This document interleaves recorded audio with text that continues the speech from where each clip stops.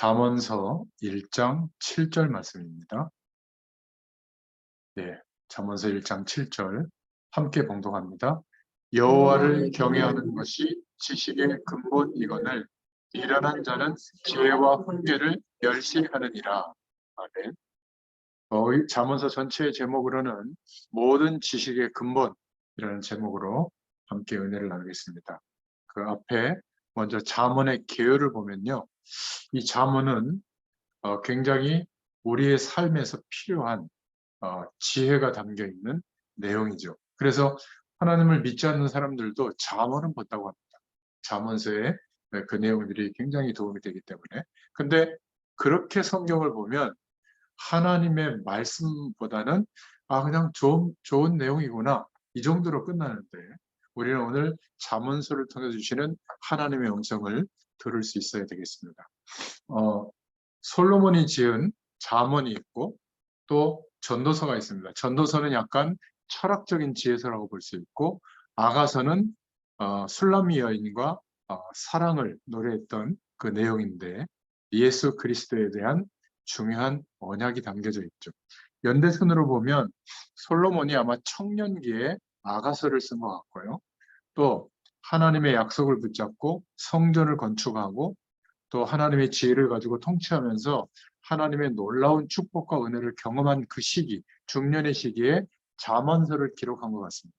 그리고 자기의 왕권과 자기의 지혜에 도취돼 가지고 저 후궁들에게 1000명에게 자기 나라에서 갖고 왔던 우상을 섬길 수 있는 산당을 허용하는 거 이게 뭐가 대단하냐? 내가 막으면 되지. 이런 면에서 일시에 전 나라에 우상이 깔리게 되죠.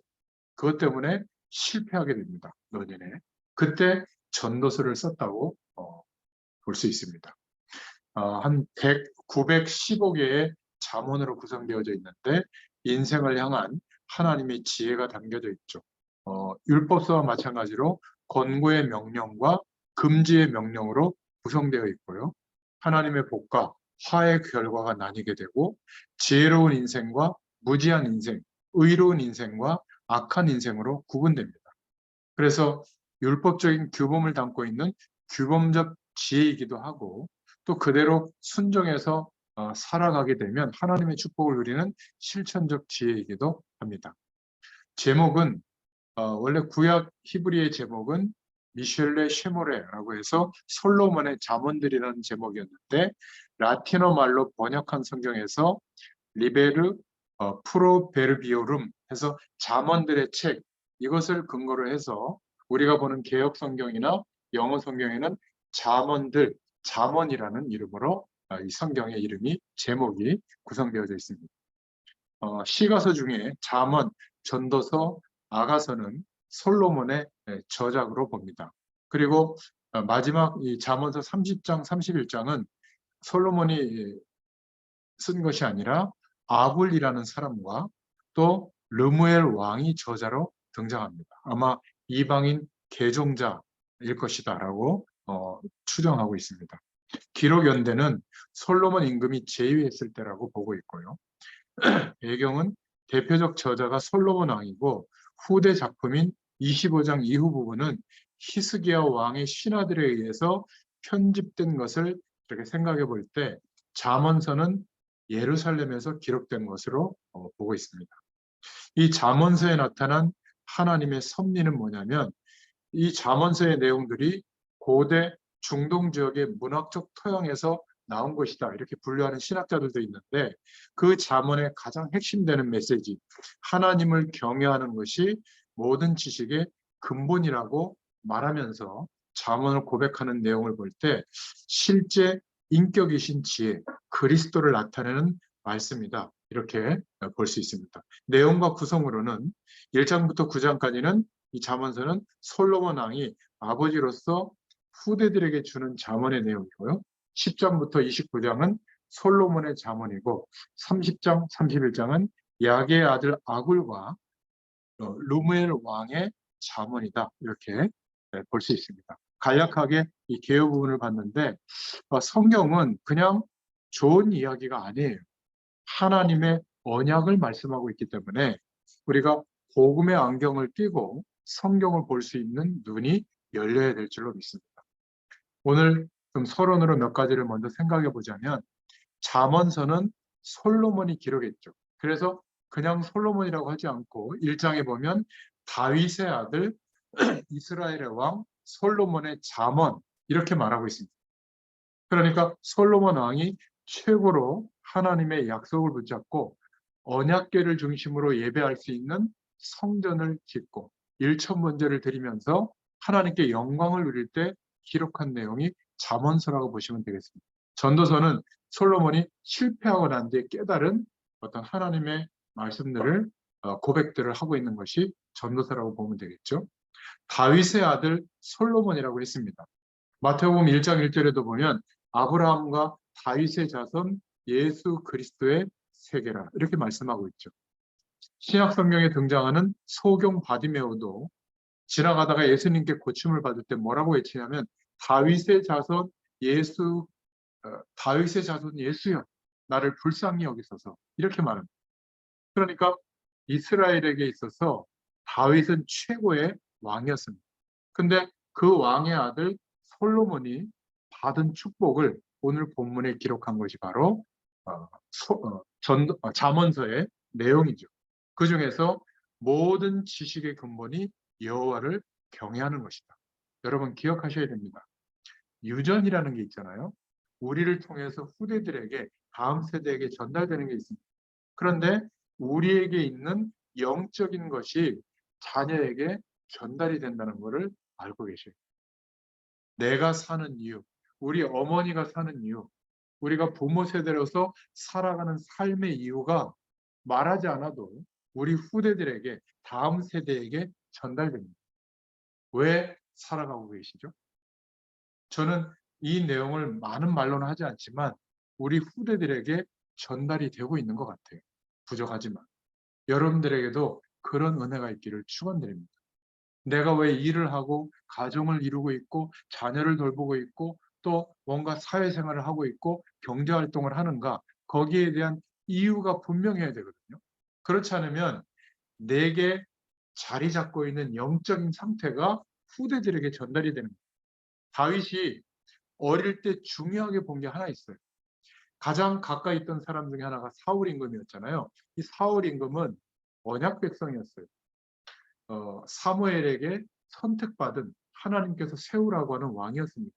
그런데 이 사울이 너무 이상한 거예요. 다윗이 곁에서 봤을 때. 왜냐하면 평생 자기를 죽이려고 하다가 결국 죽게 된 사람이었거든요. 그러니까 왜 그랬는지 다윗은 이유를 알고 있었던 겁니다. 어린 시절에 목동으로 있을 때 묵상의 비밀을 통해서 하나님이 함께 하시는 은혜를 정말 체험하고 누리는 규모가 있었어요. 이제 그 눈으로 보니까 사울 임금이 모든 권한과 조건을 다 가지고 있는 대단한 사람인데 왜 그렇게 부족하게 살다가 비참하게 인생을 마감했는가. 나중에는 귀신 들린 여인에게 정치 문제를 물어볼 정도였거든요. 언약 백성인데도 불구하고. 그러니까 세상 사람들이 볼 수 없었던 다른 모르는 문제를 사울 왕은 갖고 있었어요. 그것을 다윗은 알고 있었던 겁니다. 이런 부분을 모르면 중요한 것을 모르게 돼요. 그냥 왕권, 대단한 어떤 힘, 또 이 세상에 가지고 있는 많은 조건들, 이런 것들만 이제 쳐다보게 되면 우리가 이 세상을 바라보는 중요한 기준이 흔들리게 되는 겁니다. 다윗이 승리할 수 있었던 그것이 뭐냐? 바로 이 부분을 이해하면 우리도 복음을 이해하고 우리가 돈을 존중하고 사람의 가르침을 존중하고 사람들이 만들어 놓은 이 세상의 여러 가지 배경과 시스템과 그런 내용들, 경험과 지식들을 존중하는데 복음을 존중해야 되잖아요. 그런 것들보다. 그것을 버려라가 아니라 그것은 상식의 영역에 있고 진리이신 예수님이 하신 그리스도의 일이 우리에게 이루어졌기 때문에 하나님이 허락해 주신 구원의 축복, 이게 존중돼야 돼요. 소중하게 생각돼야 되고 구해야 되고 믿어져야 되는 겁니다. 그런데 이 영적인 사실을 모르면 이해할 수가 없죠. 최진실이라는 배우 기억하십니까? 한참 주가를 올릴 때 모든 남성들의 아주 그 뭐라 그럴까요? 그 마음을 사로잡았잖아요. 한 해 1년 동안 광고를 찍은 게 100억 원 정도라. 전성기 때. 얼마나 대단해요. 그리고 예쁘죠. 거기다가 야구 선수 중에 굉장히 그 시대에 뛰어난 일본의 야구 선수인 조성민 선수하고 결혼을 했죠. 막 부러움을 한몸에 잘생겼어요.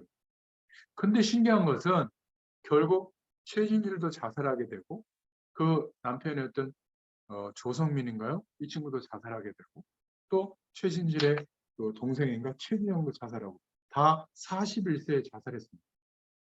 아니 그 정도 인기와 그 정도 아름다움과 그리고 세상의 영광을 다 주목받고 있고 그리고 뭔가 이렇게 경제적인 위치도 어마어마하고 서로 막 회사가 그 찍으려고 말이죠. 광고를 찍으려고 대단했습니다. 근데 쉽게 말해서 사울왕이 많은 조건을 갖고 있었다면 아무도 모르는 뭔가 중요한 것이 있었던 거예요. 한마디로 말하면 사단의 세력에게 영적으로 장악당해서 시달리고 있었던 겁니다. 그래서 성경은 뭐라고 말하죠? 세상에서는 이해할 수 없는 말로 사울왕을 표현했죠. 악신이 들려있다. 이렇게 표현했어요. 그러니까 이상한 게 와가지고 우리를 목조르고 뭐 이렇게 생각할 수도 있는데 여러분 적당히 살아야지. 전교 1등하는 친구들은요. 보통 저희들이 잘할 때 공부 뭐 그렇게 뭐 열심히 안 해도 우리가 죽는다 이런 생각 안 하잖아요. 그러니까 공부 별로 안 했잖아요. 죄송합니다. 공부 열심히 한 우리 박지사님 같은 분도 있는데.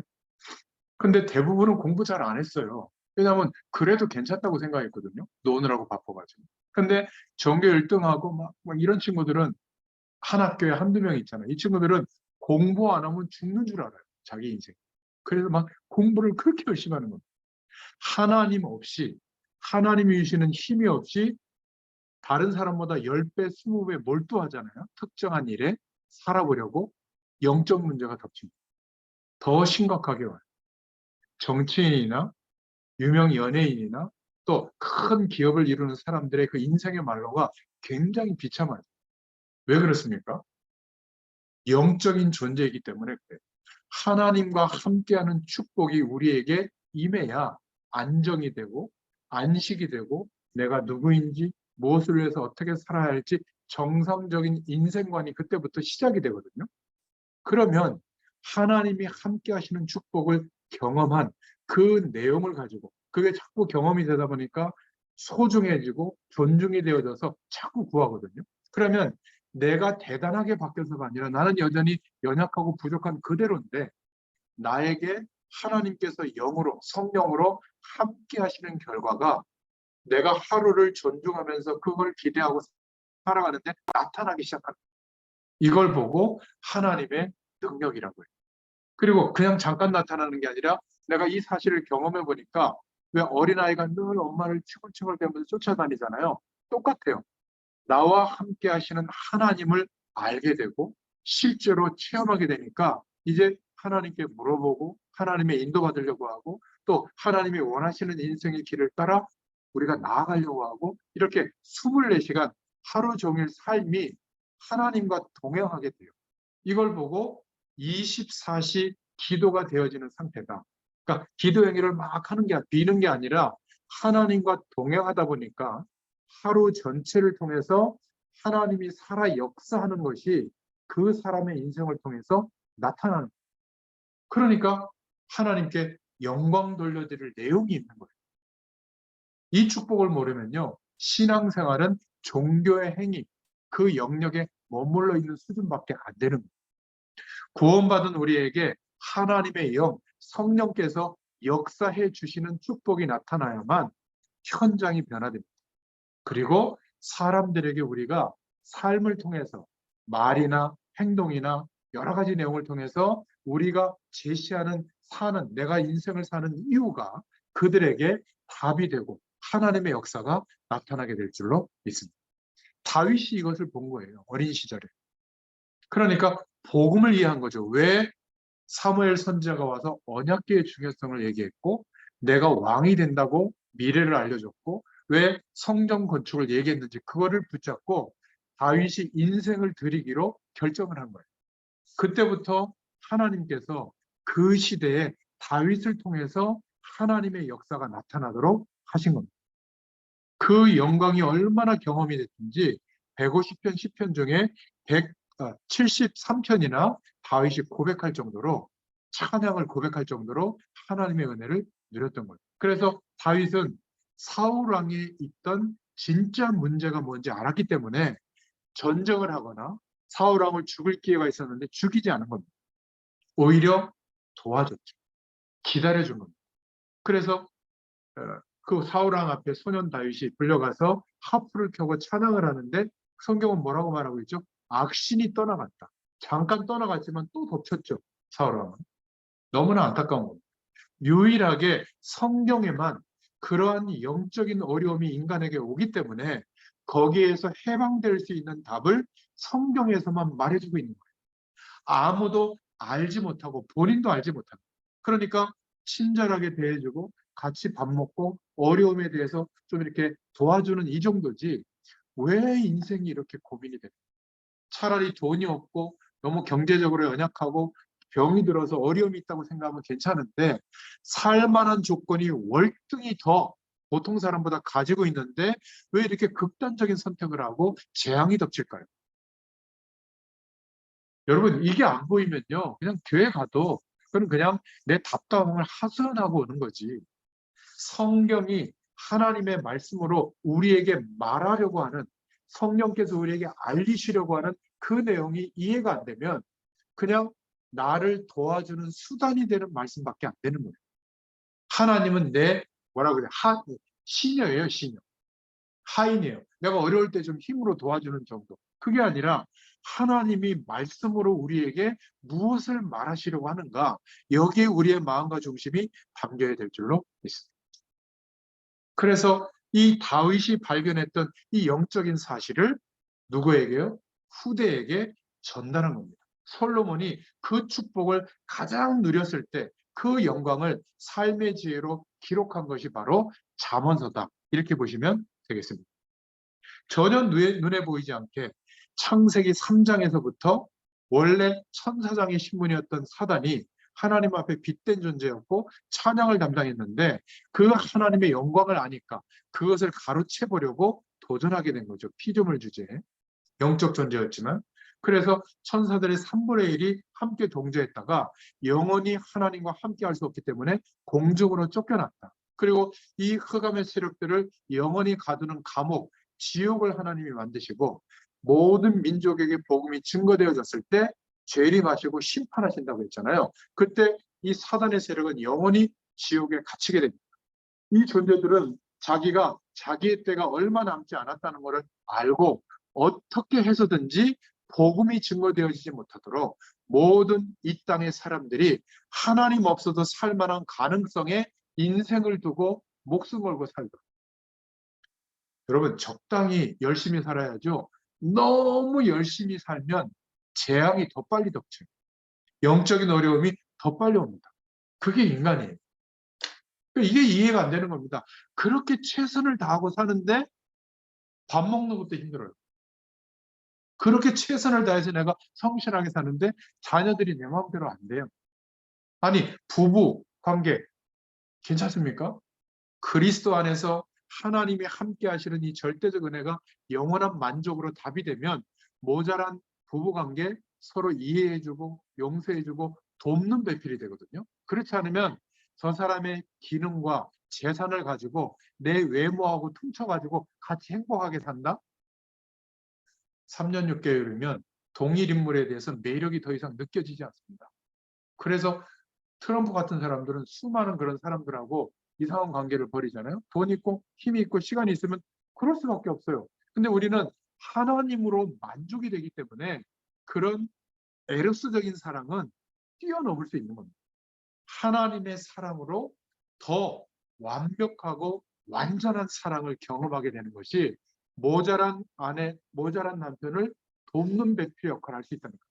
이 답이 없으면요, 날마다 이벤트 해야 돼요. 다이아 반지 더 큰 거 사줘야 되고, 봄철이 되는데 흰상 핸드백 사줘야 되고.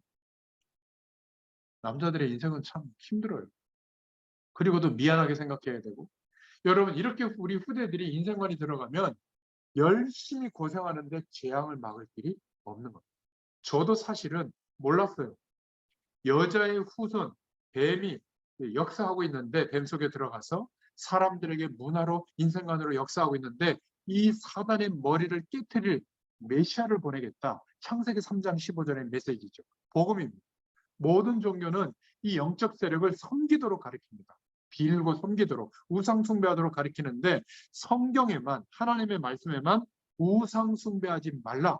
3, 4대가 망할 것이다. 지나기 전에 이렇게 경고하고 있죠. 아예 우상의 배경을 끝내고 완전히 해방될 답을 주시는 줄로 믿습니다.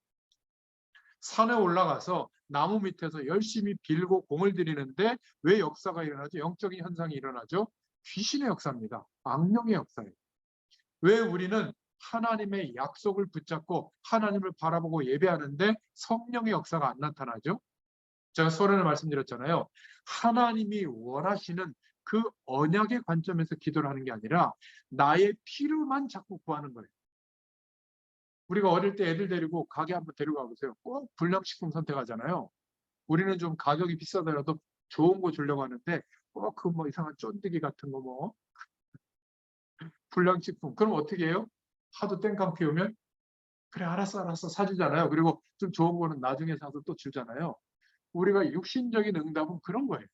필요하기 때문에 허락하시지만 그것보다 하나님께서 영으로 함께 하시는 이 은혜, 이것을 우리가 존중하면서 살 수 있는 매일매일이 되도록 하나님이 감권적으로 우리에게 역사하고 있는데 우리는 어려움이라고 생각합니다. 사건이라고만 생각합니다. 유일하게 우리 인생에 몇 번의 기회가 있는데 하나님이 개입해서 내 힘으로 안 되는 상황이 있을 거예요. 그때가 기회인 겁니다. 좀 멈춰두고 이렇게 하나님이 허락하셨다면 이제는 하나님을 바라보겠습니다. 이 문제에 대해서. 여러분, 먹는 거, 입는 거, 살아가는 거, 숨 쉬는 거 하나님께 기도하면서 인도받고 있습니까? 하나님 도와달라고? 안 그렇잖아요. 너무 당연하게 생각하는 거예요. 그런데 여러분 저 중환자 병실에 가보세요. 우리가 하고 있는 매일매일의 삶 중에 90% 이상의 자연스러운 것들이 제대로 안 돼서 고통당하고 있는 사람들이 아직도 많아요. 우리가 물을 먹을 수 있고 수도를 틀면 불을 켜면 이 전기가 들어오고 비바람을 가릴 수 있는 지붕이 있는 집에서 살고 그리고 오늘 먹을 양식이 있다면 상위 15% 안에 듭니다. 전 세계 중에서. 전 세계 인구 중에. 여러분 그렇게 생각 안 되시죠? 상대적으로 나는 가난하고 힘들다고 생각하잖아요. 아니에요. 우리가 지금 이 상태로 어렵게 진행이 된다 이 말이 아니라 내가 무엇 때문에 살고 있는가, 내 마음과 영적 상태가 어디에 근간을 두고 무엇을 소중하게 생각하고 존중하고 살아가고 있는가, 이것을 말씀에 비춰서 보라는 겁니다. 저도 옛날에는 몰랐어요. 창세기 3장이 시작되어졌던 이 영적 세력이 역사하고 있는 문제가 점점점 심해지는데 저도 몰랐다니까요. 그런데 어느 날 문제 가운데 깨달은 것이 복음이에요. 하나님이 아들을 보내셨는데 아들의 격으로 이 땅에 오셨는데 하나님의 아들이 오신 것은 마귀의 일을 멸하려 하시니라. 요한일서 3장 8절에 마귀의 일이 멸해졌구나 깨닫게 됩니다. 나는 길이요 진리요 생명이니 나로 말미암지 않고는 아버지께로 올 자가 없다. 요한복음 14장 6절에. 그래서 예수님이 이 땅에 오셔서 천지를 다시 창조하는 것보다 더 어려운 우리를 구원하신 방법을 이루셨구나. 재창조의 능력을 어떻게 해요? 말씀이 육신이 되어 언약한 대로 오셔서 우리와 똑같은 존재로 오셔서 생명의 그런 되시는 하나님이 어떻게 죽이실 수가 있겠어요? 불가능합니다. 그런데 그 기적을 이루신 거예요. 우리를 구원하시려. 그래서 우리가 복음에 대한 사실을 믿을 때 우리도 예수님의 죽음에 연합되어져서 모든 죄와 저주의 인생에서는 죽은 존재라고 인정되는 영적인 하나님의 역사가 우리에게 시작된 거예요. 언제? 예수님을 영접할 때, 그리스도로 영접할 때, 믿고 기도할 때, 그리고 동시에 영원한 하나님의 축복을 누릴 자로 주님의 생명에 연합되어진 존재로 하나님이 동시에 인정해 주신 거예요. 그래서 우리가 그 인정받은 신분 때문에 기도하면 하나님의 축복이 오는 거예요. 기도를 많이 해서가 아니에요. 근데 우리는 돈을 더 존중하고 내가 경험해왔던 세상의 지식과 경험을 더 존중하고 있는데 기도는 해요. 어려움을 해결해 달라고. 하나님이 볼 때는 이거 그냥 도고통을 주고 싶지만 또 그러면 너무 또 낙심할까 봐 약간의 응답을 주면 또 기도를 멈춰요. 그리고 여전히 세상에 목숨 걸고 삽니다. 그럼 어쩔 수 없이 하나님이 자꾸 히든 카드를 꺼내시는 거예요. 너무나 중요한 축복을 그리스도로 말미암아 회복시켜 주셨는데 여전히 우리가 그것을 존중하지 않고 기대하지 않고 있는 겁니다. 여러분 이 말을 정말 이해하셔야 돼요. 그래서 이해되어지고 인생을 통해서 경험된 내용을 후대들에게 뭘 가지고 전달한다고요? 말씀을 가지고. 잠언서가 이 내용이다. 그래서 다윗은 솔로몬에게 복음 안에 있는 영적인 힘을 전달한 겁니다. 지금 악한 영의 배경 속에서 세상 권세를 붙잡고 살아가는 영향력으로 살아가느냐, 아니면 하나님의 영, 성령께서 매일매일 역사하시는 그 힘과 능력으로 살아가느냐, 이 결론이 나오고 있는 겁니다. 하나님의 백성은 하나님이 주시는 영적인 힘을 얻지 못하면 우리의 살아가고 있는 세상을 이길 수가 없어요. 기억하셔야 됩니다. 밤마다 귀신 들려 있는 사람들, 영적 세력에게 장악되어 있는 사람들이 만들어낸 세상의 시스템들을 이길 수가 없다니까. 이거는 세상을 거절하고 성경만 봐라 그 내용이 아니에요. 하나님이 주시는 힘과 능력을 가지고 공부하고, 하나님이 주시는 힘과 능력을 가지고 일하고, 하나님이 힘과 능력을 가지고 어려움도 부딪혀보고, 이래야 하나님이 인도하시는 길이 보이거든요. 하나님의 역사가 나타나는 겁니다. 그런데 우리의 노력과 우리의 최선으로 부딪히니까 매일매일 깨지는 겁니다. 어떤 결과가 왔는데도 힘든 거예요. 그래서 다윗은 무슨 고백을 남겼죠?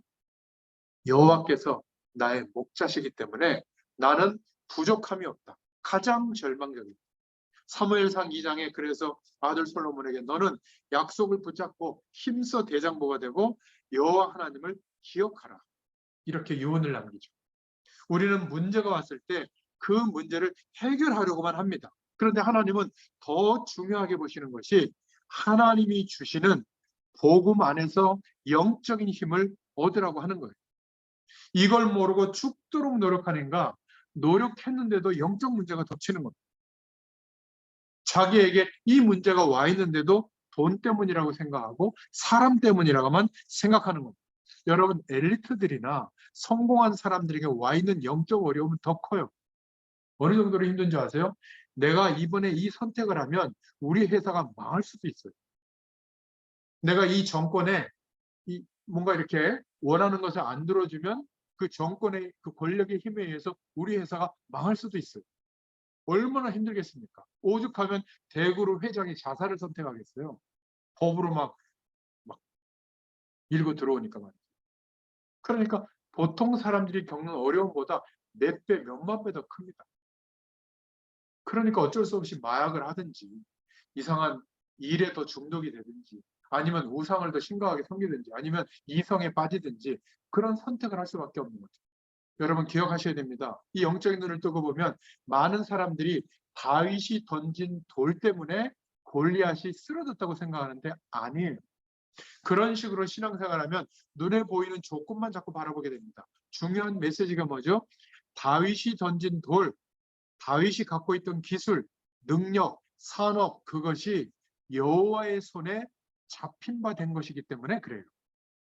우리의 학업, 우리의 일, 우리의 사명이, 우리의 삶이 하나님의 손에 잡혀야만 되는 거예요. 그래야 승리하게 되는 겁니다. 다윗이 돌을 던진 것처럼 보이지만 여호와께서 던진 거예요. 그걸 보고 영적인 힘이라고 하는 겁니다. 나는 하루를 견디고 살아냈는데 하나님이 역사한 거예요. 우리의 삶을 통해서. 그걸 보고 뭐라고 하죠? 영적인 힘이 우리의 삶에 나타난다고 하는 겁니다.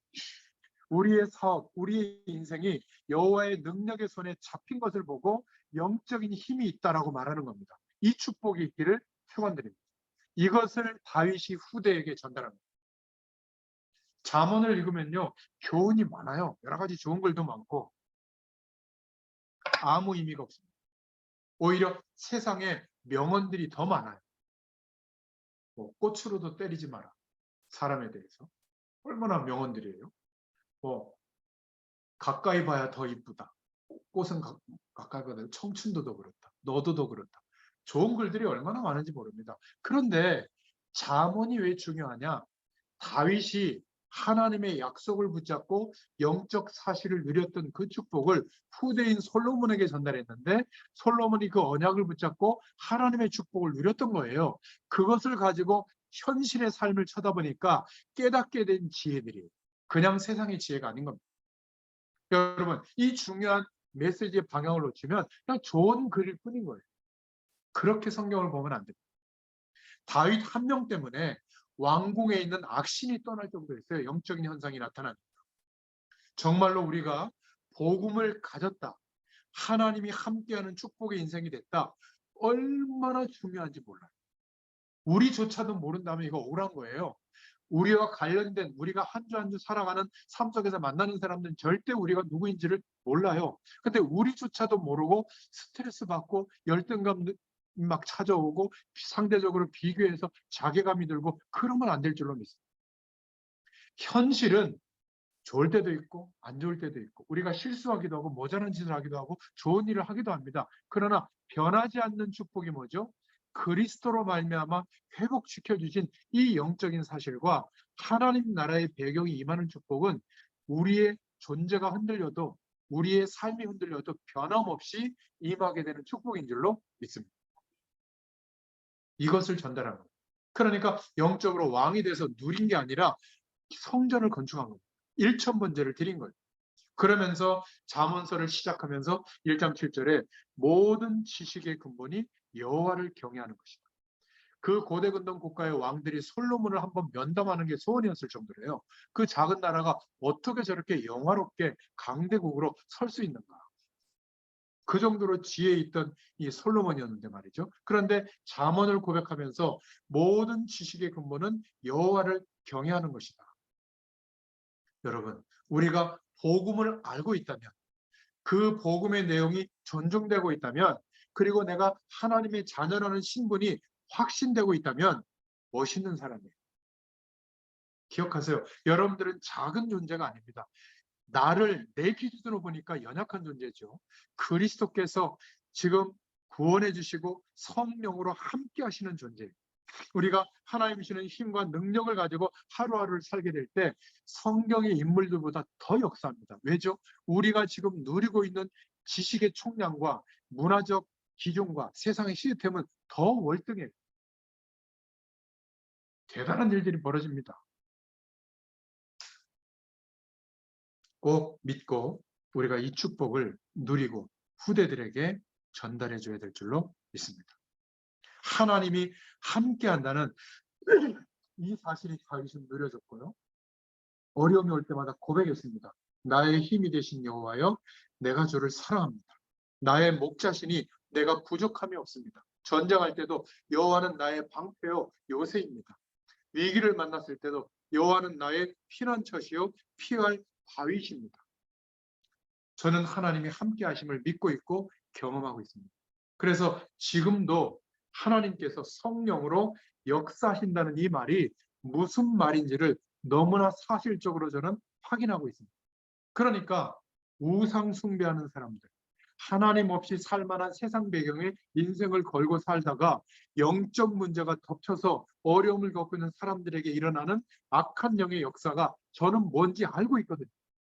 저는 여러분도 이것을 알기를 정말 소원하고 있어요.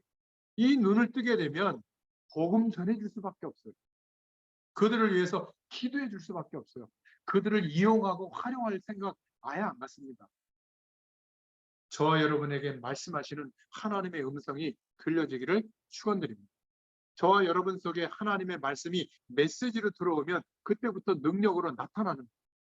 자, 그러면 간단하게 우리 1대지 내용, 복음 1세대, 먼저 보고받은 부모 세대들이 믿음의 선배들이 붙잡아야 될 잠언서의 내용, 이 세상의 지식을 어떻게 볼 것인가. 여기에서 중요한 기도 제목을 우리가 붙잡아야 되겠죠.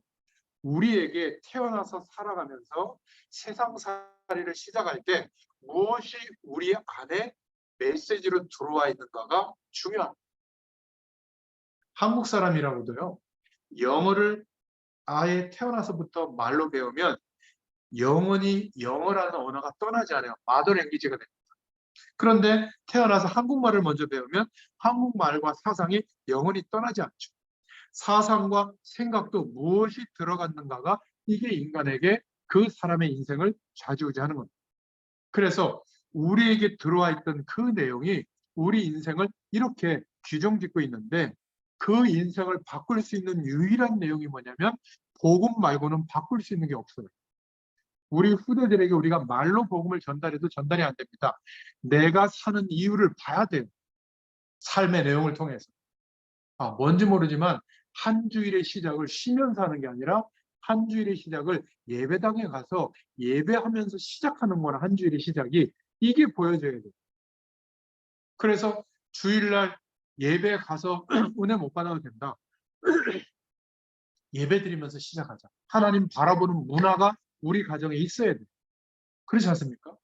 밥 먹을 때 기도하는 문화가 있어야 돼요. 중요한 일을 앞두고 하나님의 인도를 받기 위해서 기도하면서 생각하는 문화가 있어야 돼요. 내게 이익이 되면 덥석하는 게 아니에요. 그것을 자녀들과 후대들과 대화가 될 수 있다면 복음의 문화가 형성됩니다. 그렇지 않고 여전히 열심히 최선을 다하고 성실하고 세상의 문화가 자리 잡고 있다면 그것이 세상의 기준으로 나의 기준으로 지식으로 자리 잡고 있다면 아직 여호와를 앙망하고 여호와를 공경하고 여호와를 바라보는 이 지식의 근본이 회복이 안 된 겁니다. 그러니까 우리의 과거가 우리의 배경인데 자라면서 그런 것들이 답이 안 되다 보니까 상처로 남을 수 있어요. 부모 때문에, 공부 못한 것 때문에, 가난했기 때문에, 병들었기 때문에, 학교 다닐 때 폭력을 당해서. 그런데 이게 치유가 안 되고 성인이 되면 이게 영적인 문제로 우리의 습관 속에 자리 잡거든요. 특정한 일에 집착한다든지 특정한 생각에 집착한다든지 그대로 두면 우리의 미래가 흑암 세력에 완전 장악당합니다. 영적인 문제가 덮쳐요. 반드시 사단이 개입됩니다. 어느 정도로 개입되냐면 수준이 높은 문화인데 그 선진국들인데 우리나라 보면 응원할 때 다 빨간 티 입고 뿔 달고 막 삼수창 들고 나타나잖아요. 붉은 악마. 근데 막 기뻐해요. 막 전국이 열광합니다. 왜 이거는 안 된다고 말하지 못할까요? 응원을 해도 왜 붉은 악마가 돼서 응원할까? 여러분, 이거 굉장히 심각한 겁니다. 문화적으로 허용하도록 사단이 대리해서 문화를 장악하고 있다. 일본 문화 한번 보세요. 그 아름답게 만들어낸 캐릭터들이 다 악한 영의 정령들을 캐릭터한 거거든요. 귀신 문화예요. 한마디로 말하면. 신기하지 않습니까? 선진국의 배경이 뭐죠? 사회 전체를 사람들의 모든 만남과 네트워크를 시스템화해서 법적으로 완전히 보장해서 내가 이 일하지 않더라도 일을 열심히 하는 사람들이 서로 나눠서 이 일하지 않는 사람도 행복이라는 것을 유지할 수 있는 것을 보장해 주는 나라가 선진국이라는 거예요. 이 일하지 않는 사람도 전기 쓸 수 있고 밥 먹을 수 있고 수돗물 먹을 수 있고 따뜻하게 지낼 수 있도록 도와주는 거예요. 그게 선진국이라는 겁니다. 그러니까 어떻게 되겠어요? 그런 수준 있는 문화 속에서 우월감을 가지고 살아가는 게 지식적으로 수준이 높다고 생각하는 거예요. 너무 안타까운 거죠. 기억하십시오. 사단의 전략이 얼마나 뛰어난지 악한 영, 귀신의 세력을 사랑하고 재미있게 만들 정도로 포장하고 있다. 뭔가 모르게 이것을 좋아하도록 만드는 문화가 형성되어져 있다. 그래서 하나님의 자녀는 세상하고 담쌓는 것이 아니라 빌립보서 3장 1절부터 7절을 근거로 세상 지식을 하나님의 약속을 붙잡고 더 많이 알아야 해. 학문, 과학, 기술, 문화, 인간에 대한 공부, 합리성, 주관성, 전문성이거든요. 그러면서 인간에 대한 유일한 답, 영적인 답이 있어야 될 줄로 믿습니다. 이게 없으면요, 오히려 무시당합니다. 이건 너무나 간단해요. 세상에서 박사학위 따는 공부는 어렵지만 세상을 이해할 수 있는 공부는 쉽습니다. 아침에 일어나서 하려고 그러면 못해요. 제가 장담하건대 못합니다. 대부분 아침에 묵상하려고 하는데 안 될 거예요. 아침에 묵상이 되려면 관건이 어디 있는 줄 아세요? 주무시기 전에 계획을 세워놔요. 유대인들이 왜 세상을 정복하냐면 자기 전에 딕테이트 타임이라고 묵상할 수 있는 준비를 해놓고 자요. 내일 아침에 성경을 뭘 봐야지? 어떤 것을 묵상해야지? 또 어떤 내용을 가지고 기도해야지 제목까지 정해놓고 어떤 정보와 자료가 요즘 나오는데 그거를 내가 좀 봐야지 그 사이트는 어디에 있지 이런 거를 자기 전에 준비해놔야 할 수 있는 겁니다. 그리고 아침에 일어나 보면 벌써 시간이 늦잖아요. 그러니까 30분, 1시간 시간을 가져도 못 쫓아가요. 이미 하루를 시작하기 전에 묵상이라고 하는 깊은 생각하는 시간과 하나님 바라보는 시간을 통해서 하루에 있어야 될 준비가 다 끝내서 우리가 출발해야 될 줄로 믿습니다. 이 규모가 없기 때문에 불신자들보다 뒤처지는 겁니다. 하나님의 자녀는 하나님에 관한 지식과 세상 지식을 병행해서 알아야 됩니다. 특별히 인간에게 들이닥치는 영적 문제의 정체가 뭔가, 성부, 성자, 성령 하나님의 역사가 어떻게 일어나는가, 하나님께 기도해야 되는지 예수님께 기도해야 되는지 성령께 기도해야 되는지 헷갈려요, 애들은. 여러분들 헷갈리시죠? 성부 하나님은 뭐죠? 지금도 모든 우주를 통치하고 계십니다. 주권적인 역사로 역사하세요. 우리를 이 땅에 오셔서 구원하신 분은 누구죠? 성자 예수님. 그분의 죽으심과 그리스도의 일이 우리에게 이루어져서 구원받는 거예요. 그래서 기도할 때 예수님의 이름으로 기도하는 겁니다. 누구에게요? 하나님께. 그러면 우리에게 하나님의 응답이 나타나도록 역사하시는 성령의 역사가 나타나는 거죠. 그렇죠? 하나님께 뭘 구해야죠? 성령의 역사를 구해야 돼요. 그러니까 성삼위 하나님의 역사하심에 대해서도 몰라요, 사람들이. 그냥 막무가내로 기도합니다. 여러분, 호세아서 4장 6절에 성삼위 하나님에 대해서 알도록 영적 지식에 대해서 말씀하고 있잖아요. 그래서 지식 중에 지식이 뭐냐? 여호와를 경외하는 것이다. 두렵다는 말인데 경외라는 것은 공포스럽게 두려운 게 아니라 하나님의 영광을 경험해 보니까 두려울 정도로 존경스러운 거예요. 그런 면에서 하나님을 존중하고 바라보는 것이죠. 이게 모든 것의 근본을 알게 되는 것이죠. 미련한 자는 성경이 말하고 있는, 특히 잠언이 말하고 있는 지혜와 훈계를 우습게 보는 자다. 이렇게 성경은 말하고 있죠. 두 번째로 잠언서 4장 6절에 이 지혜는 어디서 올까? 여호와를 경외하는 그 지식 속에서 오는데 또 우리의 삶 속에서도 오고 또 앞선 세대, 부모 세대의 훈계 속에서 온다. 지혜를 버리지 마라. 그가 너를 보호하리라.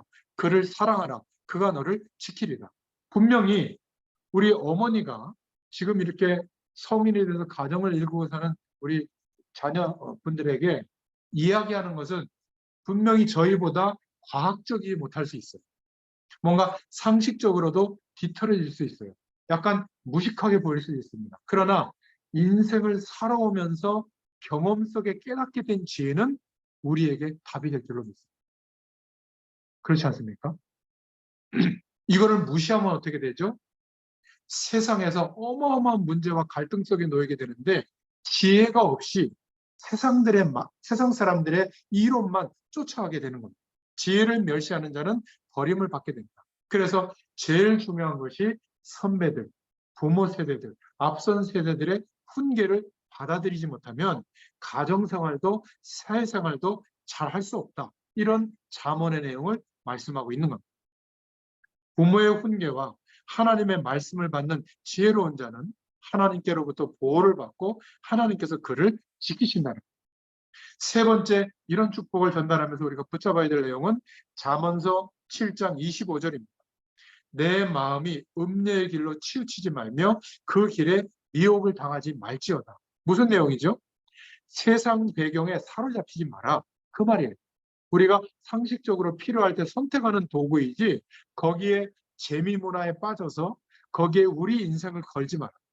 성경은 예언하고 있죠. 성경에 기록된 것이 과거가 아니라 지금도 성취되는 말씀이다. 로마서 15장 4절, 고린도전서 10장 11절, 베드로서 2장 6절부터 10절에 말씀하고 있잖아요. 왜 노아 시대가 심판받았죠? 하나님의 언약 백성이 언약과 관계없이 장가하고 시집가서 타락한 겁니다. 어떻게?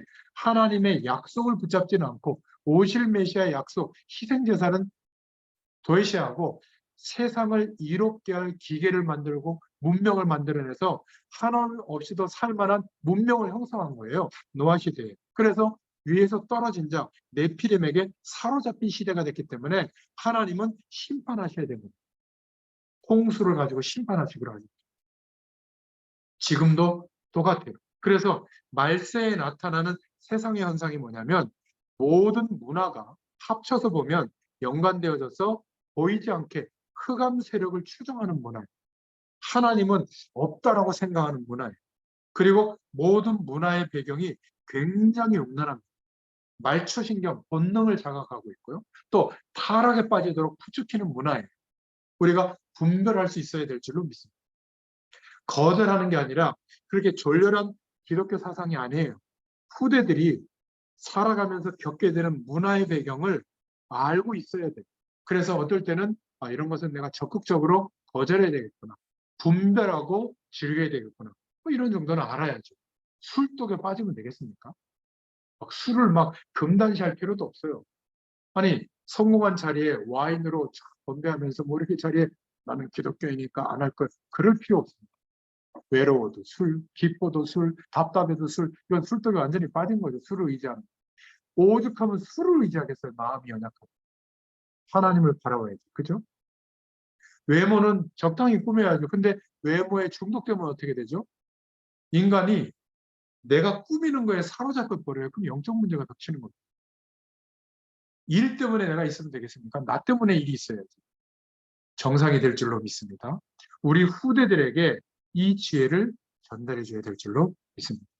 어두운 세상을 이기려면 어떻게 해야 될 것인가? 모든 경제의 흐름이 문화로, 흑암 세력으로, 육신적으로 자극하고 있고 이 복음을 유일하다고 전하는 전도자들을 핍박하는 종교로.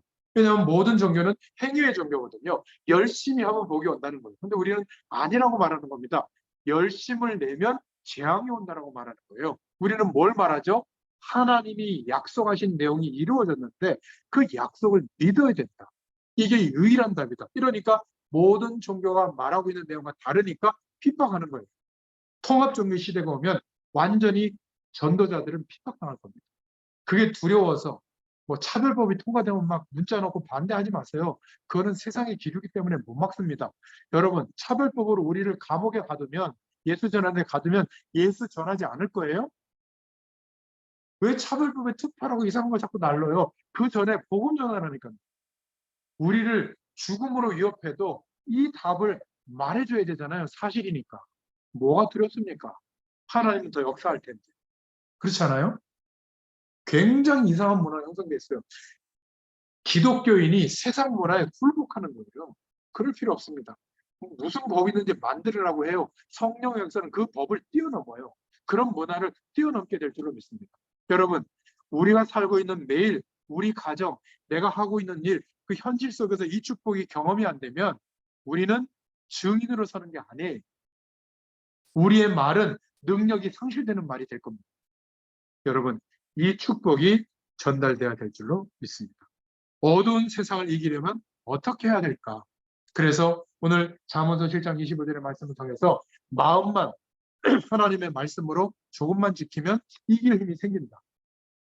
그리고 약간만 하나님의 약속을 믿고 그 길을 인도받으려고 한다면 많은 응답과 힘이 나오게 될 줄을 믿습니다.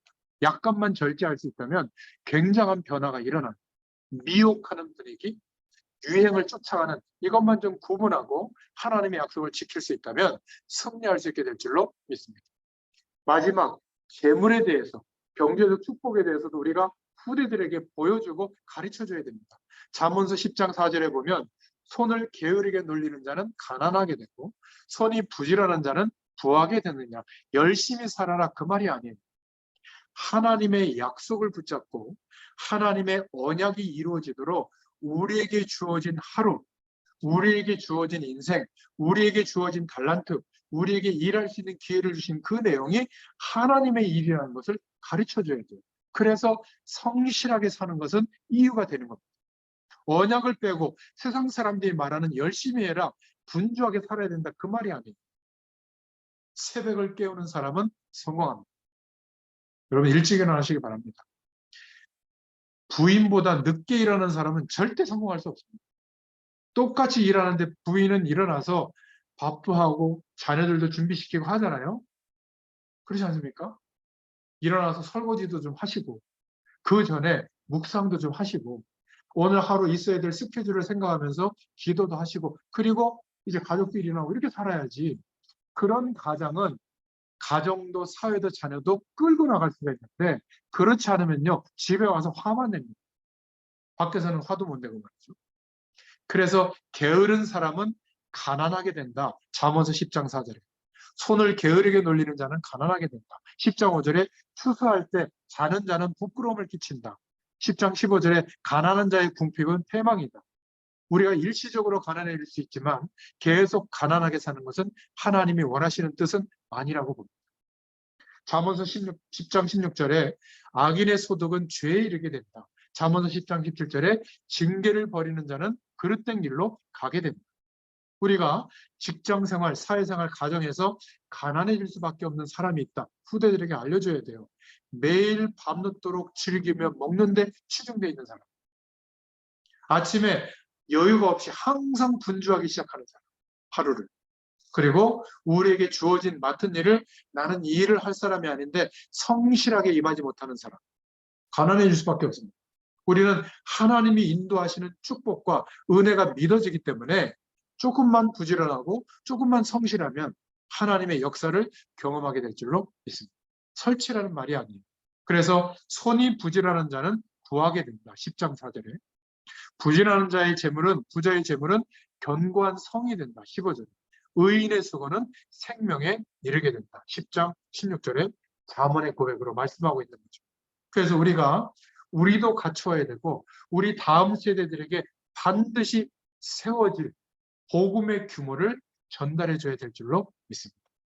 복음과 함께 성공할 수 있는 규모를 알려줘야 돼요. 정직과 부지런함을 잠언서에 강조하고 있는데 반대말은 뭐죠? 허풍과 게으름입니다.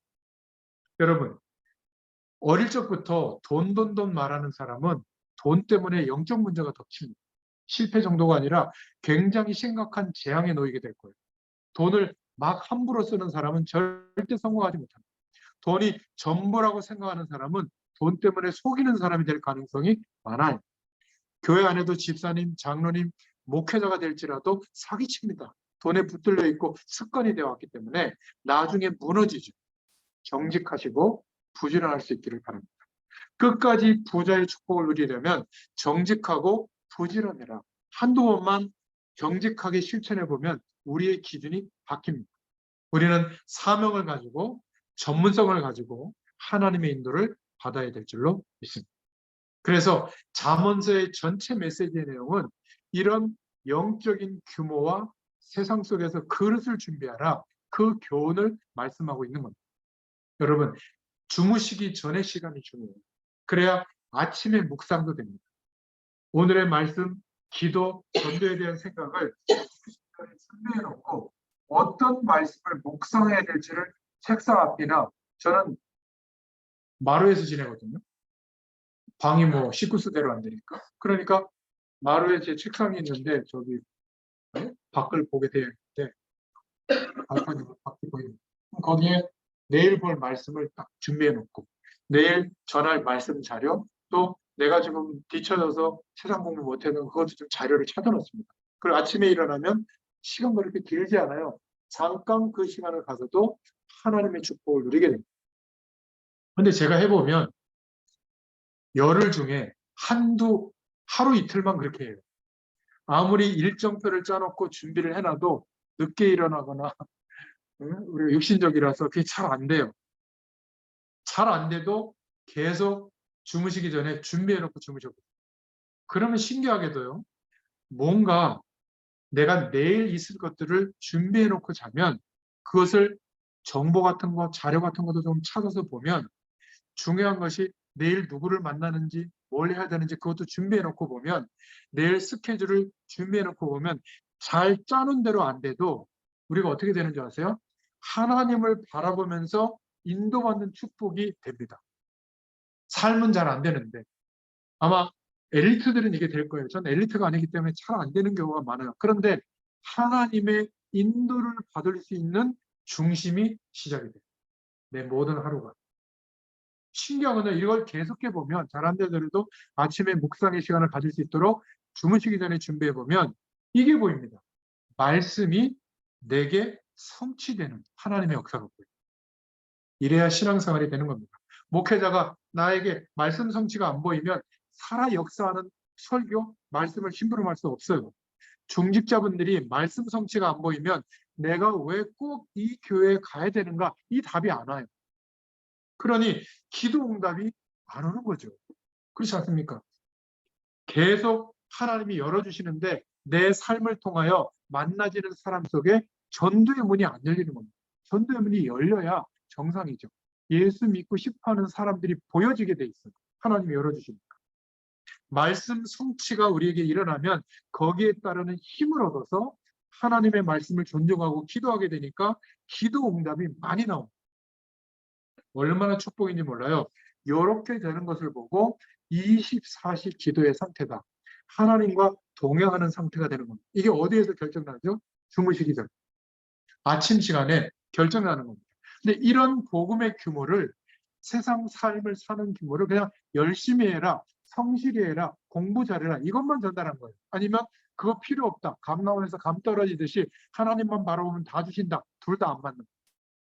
하나님의 약속을 믿고 세상 삶을 성공할 수 있는 복음의 규모가 그릇이 준비되어야 될 줄로 믿습니다. 저는 아직 나이가 많아서 안 해요. 지금부터 하셔도 됩니다. 지금부터 하면 하나님의 역사가 나타나게 되어 있어요. 그러니까 어떻게 되죠? 우리의 삶이 흔들리는 게 아니라 헷갈리는 게 아니라 일심으로 전심으로 지속할 수 있는 아시겠습니까? 솔로몬도 무너져가지고 전국에 우상을 깔았다니까. 그래서 실패하고 난 뒤에 헛되다 그 전도서를 남겼잖아요. 얼마나 위안이 되는지.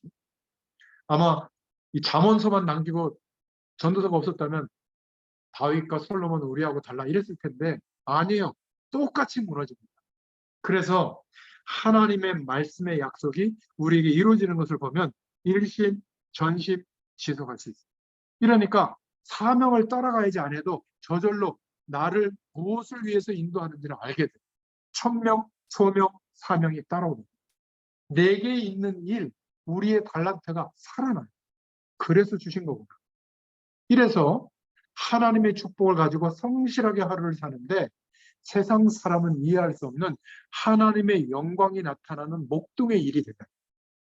목동으로 있을 때 왕의 부름을 받잖아요. 하나님으로부터. 우리가 우리의 일을 성실하게 하고 있는데 그 일이 막 대단한 재벌처럼 돼서가 아니라 그 일을 통해서 그런 우리의 삶을 통해서 하나님이 준비하신 축복을 열어주시는 거예요. 그래야 세계복음을 할 수 있는 겁니다.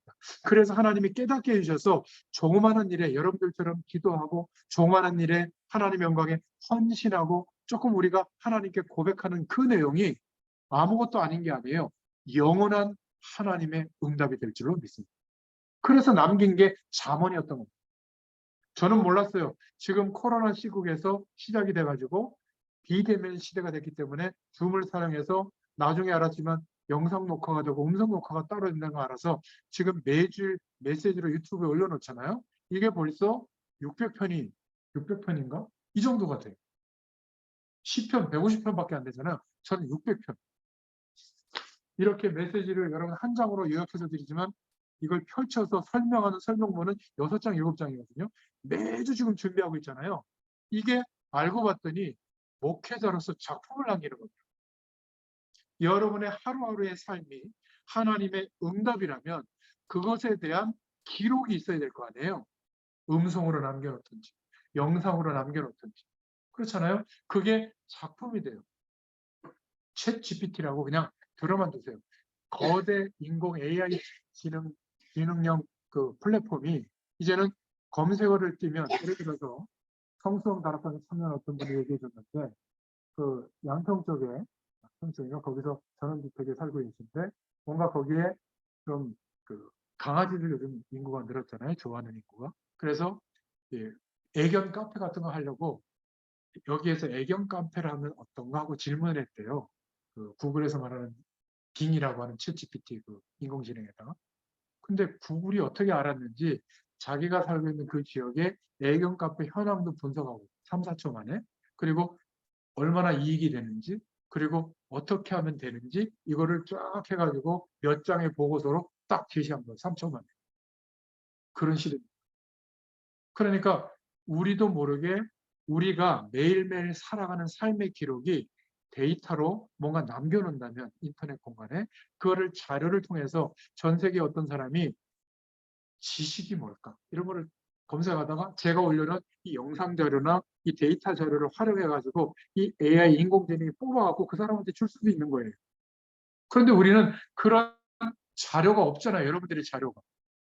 이 지금 몇천 년 전에 솔로몬과 다윗은 그 당시에 유일한 기록한 내용을 남겨놨는데 성경으로 캐논으로 들어오게 되고 우리가 하나님의 약속을 붙잡고 세계복음할 그릇으로 준비되도록 하나님의 말씀으로 우리에게 전달된 거거든요. 그런데 이 축복은 우리에게 없다라고 생각하니까 매일매일 삶에 급급한 겁니다. 여러분 꼭 기록해 보시기 바랍니다. 처음부터 거창하게 하지 마시고 말씀을 묵상하면서 깨닫게 해주신 은혜를 한 줄씩만이라도 정전해 보세요. 우리 박 집사님은 강단 말씀을 붙잡고 묵상한 내용을 정리해서 기도문을 올리는데 잘하시는 거예요. 별거 아닌 것 같지만 1년만 지속해 보세요. 기적 같은 일이 일어납니다. 우리의 영적 상태가 바뀌고 하나님이 함께하는 배경이 날마다 나타나게 될 줄로 믿습니다. 오늘 말씀을 맺겠습니다. 잠언서가 지혜서다 이렇게 끝나면 안 돼요. 하나님이 깨닫게 해주신 유일한 답을 다윗이 발견하고 누렸는데 그 축복을 후대인 솔로몬에게 전달했고 이 솔로몬이 왕이 되어서 그 약속을 붙잡고 하나님의 축복을 경험한 거예요. 그래서 그 지혜를 가지고 모든 삶의 영역에 잠언을 남긴 것이 잠언서입니다. 우리도 마찬가지로 이 응답을 누리게 되는 축복이 있게 될 줄로 믿습니다. 기도하겠습니다. 하나님 너무 감사합니다. 언약 백성이 하나님의 약속을 붙잡고 하나님의 영광을 경험하면서 살아가는 모든 삶의 내용이 하나님 앞에 축복이요. 세상 사람들 앞에 잠언이 되게 하실 줄 믿습니다. 우리 인생에 그러한 놀라운 은혜가 날마다 회복되게 하여 주시옵소서. 잠언의 응답이 우리의 응답이 되도록 역사하여 주시옵소서. 잠언서의 말씀을 묵상하는 중에 통독하는 중에 하나님의 음성을 듣게 하여 주시옵소서. 예수님의 이름으로 기도드렸습니다. 아멘. 감사합니다.